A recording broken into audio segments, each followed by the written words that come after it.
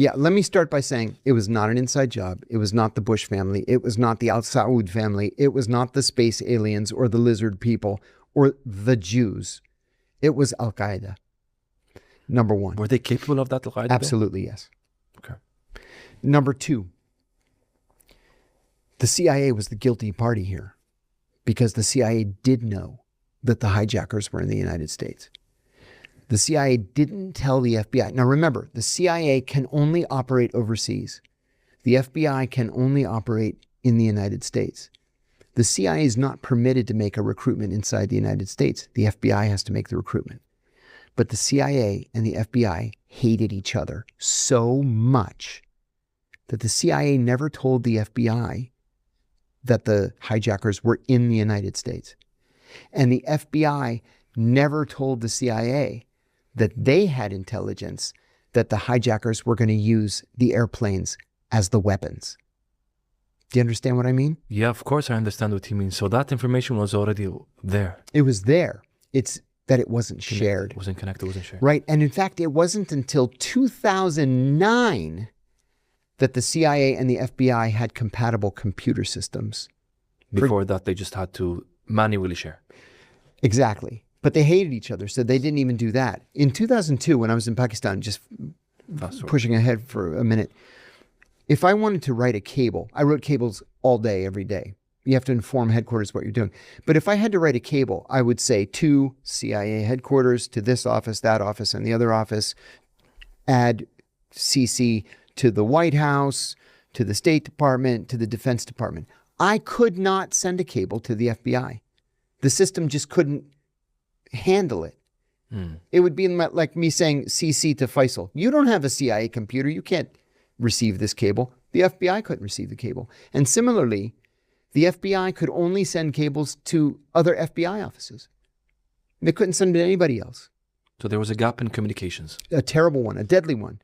A deadly one that resulted in the murder of 3,000 Americans in one day. Mossad, were they involved? My own personal belief is yes. Not necessarily in a direct way. We've all heard the story of the dancing Israelis. Yeah. They were arrested and they were held for So for context, for the listener. Yeah. So there was a van load of Israeli citizens that were arrested in New York City several days before 9/11. They were taking pictures of the World Trade Center. But they were doing it in this odd way and taking pictures of other sensitive targets in lower Manhattan. It's not a crime to take pictures in the United States. And so they were eventually released. They were all Israeli citizens. And they kept saying, we're the good guys. We're the good guys. We're Israelis. We're with you. They were released.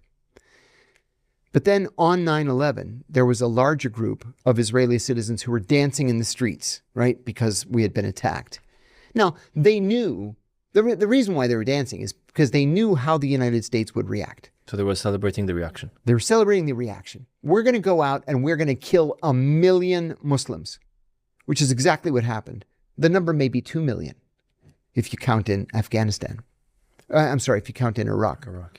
And so they were arrested and they were held for 100 days. Now, many of them had direct ties to the Israeli government. That has led me to believe that the Israelis were not involved with Al-Qaeda in the planning, but I believe the Israelis had infiltrated Al-Qaeda. They knew that the attack was coming. They knew that would be good for Israel, and so they allowed the attack to happen. And every time we would ask the Israelis, do you know anything about this group? They would say, no, we don't know anything. Of course they knew. The Israelis are the best intelligence service in the world. Are they better than the CIA? I think they are, yeah. They're certainly deadlier. What do you mean? You know, in the CIA, we have laws that are not always respected, but we have pretty clear laws on assassinations. Between 1975 and September 11th, 2001, it was illegal for the CIA to assassinate anybody. And it's because the CIA used to assassinate all kinds of people before 1975, killing world leaders, overthrowing governments. We had to stop that. And so 1975, President Gerald Ford signed Executive Order 12333. And it said, you cannot kill people, period.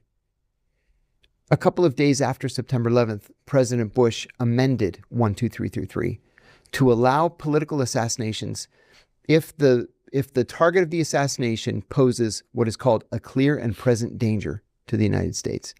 And what's that mean?